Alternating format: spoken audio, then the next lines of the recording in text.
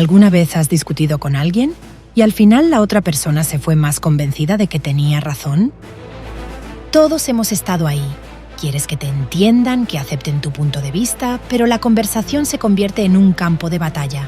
Parece que, sin importar lo que digas, la otra persona se cierra por completo.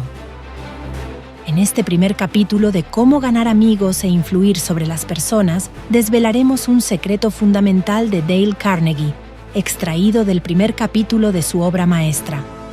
Un principio que te ayudará a dejar de dar puntapiés a la colmena y empezar a recoger la miel de relaciones humanas significativas.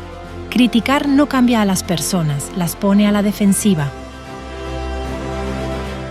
Si quieres resultados, si quieres respeto, si quieres conexión real, tienes que entender algo fundamental sobre la naturaleza humana. Quédate hasta el final porque este principio, bien aplicado, puede cambiar tu forma de relacionarte para siempre.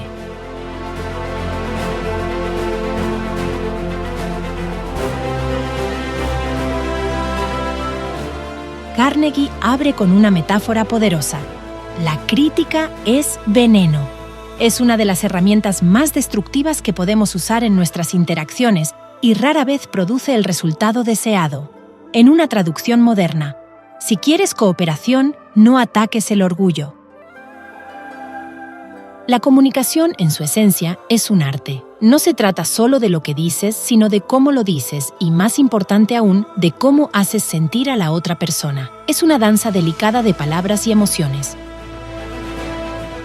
El autor explica que la mayoría de las personas, incluso cuando hacen algo incorrecto, no se perciben a sí mismas como equivocadas. Justifican sus acciones, se defienden y se explican. Y aquí está la clave psicológica. El ser humano tiene una necesidad profunda de sentirse importante y correcto. Cuando criticamos a alguien, lo primero que logramos es ponerlo a la defensiva. Es una reacción natural, casi instintiva, protegerse de un ataque percibido. La persona se cierra y deja de escuchar. Además, la crítica hace que la otra persona se sienta inferior. Ataca su autoestima, su valía, y eso genera resentimiento. Nadie disfruta sintiéndose menospreciado o juzgado. Lo más importante es que la crítica no cambia el comportamiento. Puede generar obediencia temporal por miedo, pero no una transformación genuina o un deseo de mejorar.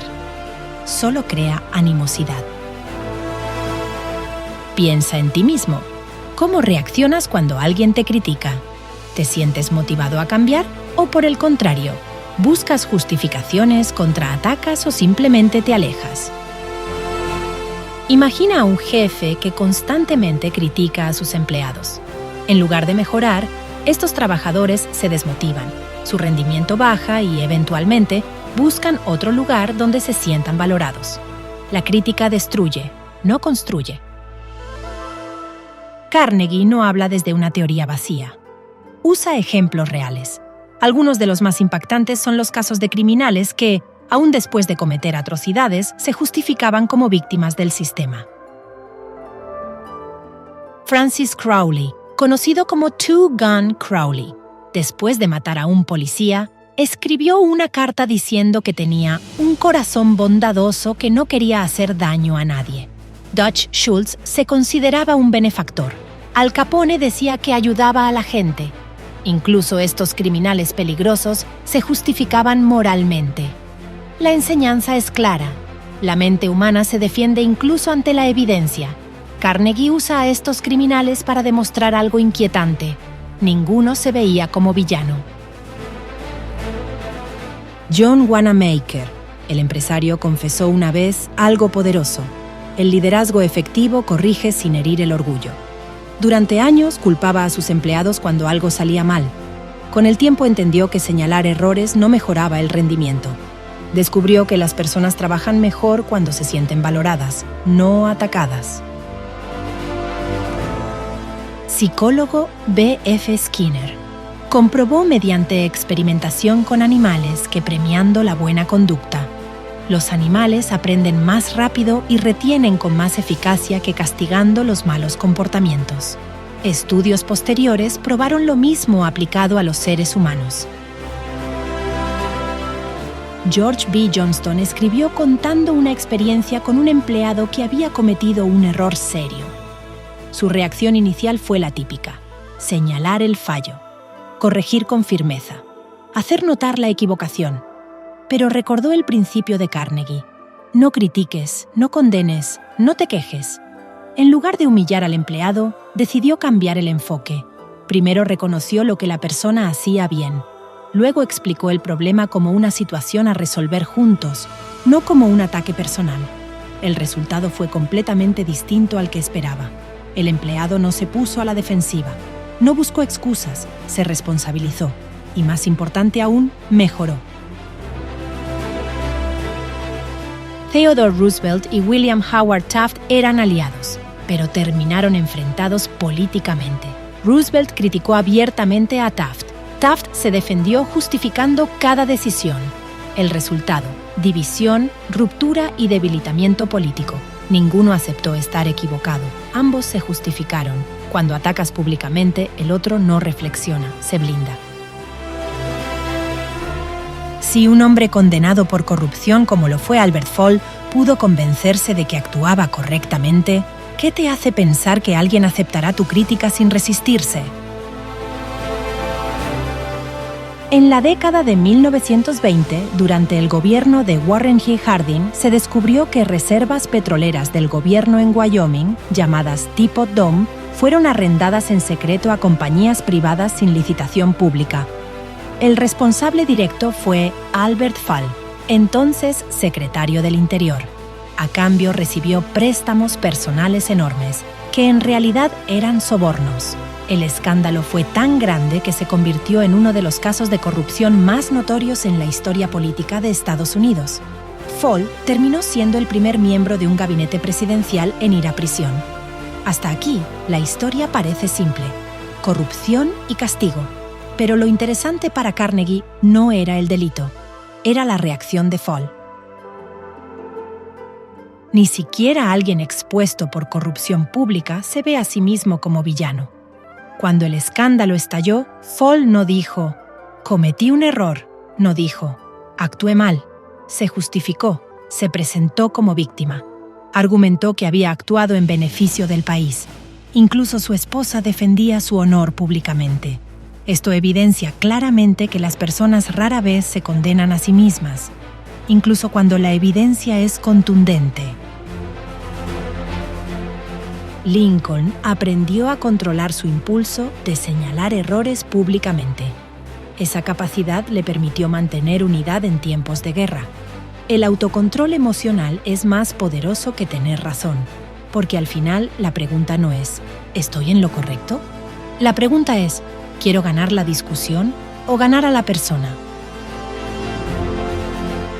Mark Twain tenía una mente brillante y mordaz. Cuando se enfadaba, escribía cartas llenas de sarcasmo. Su esposa tenía una estrategia inteligente. Guardaba las cartas, no las enviaba. ¿Por qué? Porque escribir enojado libera tensión, pero enviar la carta rompe relaciones. Desahógate si quieres, pero no conviertas el enojo en comunicación permanente. Benjamin Franklin era brillante, pero también sarcástico y confrontativo en su juventud. Le encantaba demostrar que los demás estaban equivocados. ¿El problema? Ganaba discusiones, pero perdía influencia. Con el tiempo entendió algo crucial. Cada vez que decía «eso es incorrecto», generaba resistencia inmediata. Entonces tomó una decisión consciente: eliminar frases absolutas como «sin duda», «eso es falso», «estás equivocado». Las reemplazó por «me parece que», «podría estar equivocado, pero…». No cambió sus ideas, cambió la forma de presentarlas. Se volvió uno de los diplomáticos más influyentes de la historia. No necesitas humillar para convencer. Bob Hoover era un piloto famoso. En una ocasión, después de un vuelo, descubrió que su mecánico había cargado el combustible equivocado. Eso pudo haber causado una tragedia. Cuando aterrizó, el mecánico estaba devastado, esperando un estallido de furia. Hoover no gritó, no humilló, no atacó. solo dijo: «Sé que nunca volverás a cometer este error y para demostrártelo quiero que mañana te ocupes de mi F-51». Ese gesto cambió más que cualquier regaño. Lección: cuando alguien ya se siente culpable, la crítica no corrige, destruye. Con frecuencia los padres se sienten tentados de criticar a sus hijos. El siguiente ejemplo nos habla de cómo un padre escribe un poema a su hijo. Es un poema reflexión que muestra a un padre que pasa el día corrigiendo a su hijo. Te ensuciaste. No mastiques así. Siéntate derecho. Hazlo mejor. Por la noche, el padre observa al niño dormido y siente culpa. Se da cuenta de que pasó el día criticando y olvidó amar. Es uno de los momentos más emocionales del capítulo. Aquí no solo hay historias, hay radiografías de la naturaleza humana. El gran error de la crítica es que ignora por completo esta necesidad fundamental. En lugar de nutrirla, la pisotea, dejando a la persona sintiéndose insignificante y herida. Por el contrario, la apreciación sincera abre puertas que la crítica jamás podría. Cuando mostramos aprecio, creamos un puente de conexión, un espacio donde la influencia y la comprensión pueden florecer. La apreciación fomenta una interacción positiva, construye confianza y fortalece los lazos. La crítica, en cambio, levanta muros, genera desconfianza y erosiona las relaciones. La diferencia es abismal. Considera esta situación. En lugar de criticar el trabajo de un colega, podrías reconocer su esfuerzo. Podrías decir: «Veo que has trabajado mucho en esto. ¿Cómo puedo ayudarte a que quede aún mejor?». Esa pequeña frase cambia todo. No solo reconoces su dedicación, sino que también ofreces apoyo.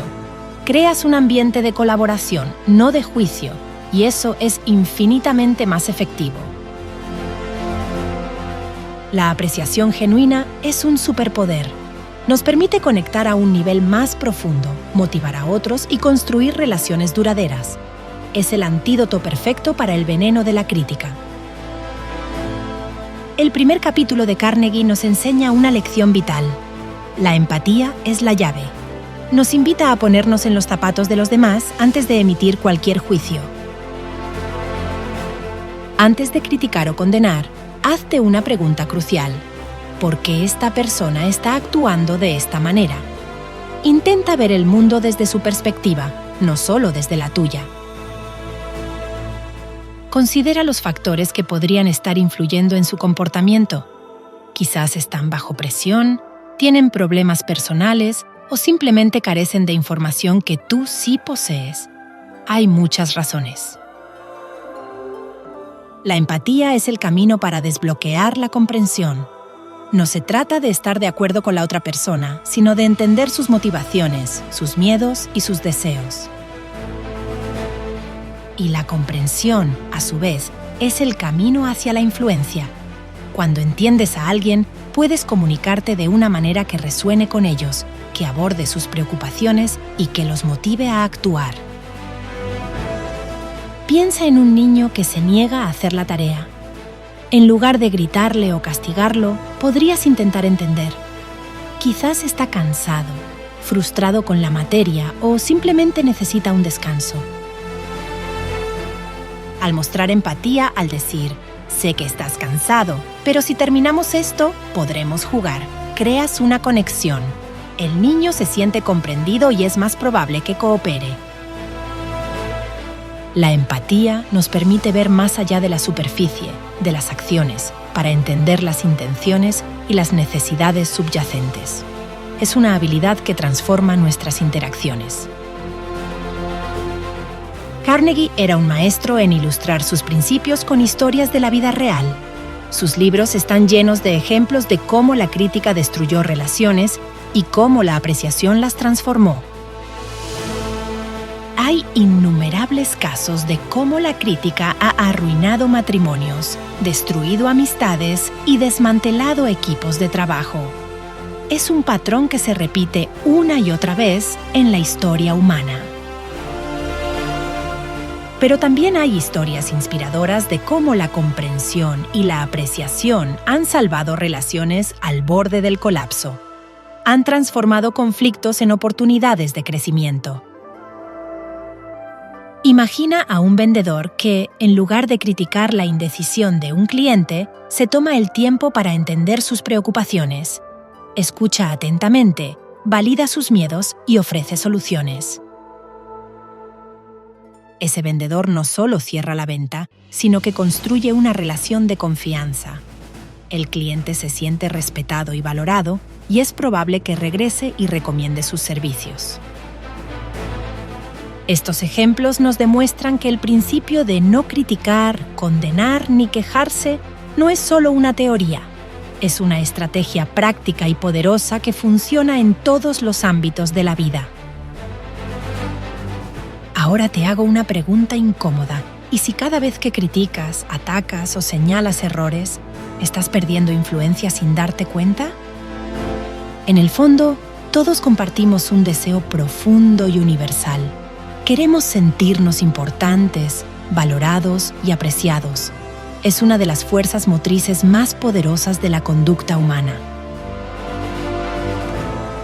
Hemos llegado al final de nuestro recorrido por el primer capítulo de Dale Carnegie. El mensaje central es claro y poderoso. El primer paso para ganar amigos e influir en las personas es dejar de dar puntapiés a la colmena. Esto significa abandonar la crítica, la condena y la queja. Son hábitos destructivos que solo generan resistencia y resentimiento. No te llevan a ninguna parte productiva. Al aplicar estos principios, no solo mejorarás tus relaciones personales y profesionales, también te comunicarás de manera más efectiva, resolverás conflictos con mayor facilidad y, en última instancia, vivirás una vida más plena y satisfactoria. ¿Estás listo para aplicar estos principios en tu vida? Piensa en una situación reciente donde la crítica te impidió avanzar. ¿Cómo la abordarías de manera diferente ahora con esta nueva perspectiva? Si este video te ha sido útil y quieres seguir explorando cómo mejorar tus relaciones y alcanzar el éxito, no olvides suscribirte a nuestro canal. Así no te perderás ninguno de nuestros consejos prácticos. Dale un me gusta a este video si encontraste valor en él y compártelo con alguien que creas que podría beneficiarse de este mensaje. Juntos podemos construir un mundo de mejores conexiones. En nuestro próximo video, profundizaremos en el siguiente capítulo de este increíble libro. Descubriremos otra clave fundamental para influir positivamente en los demás. ¡No te lo pierdas!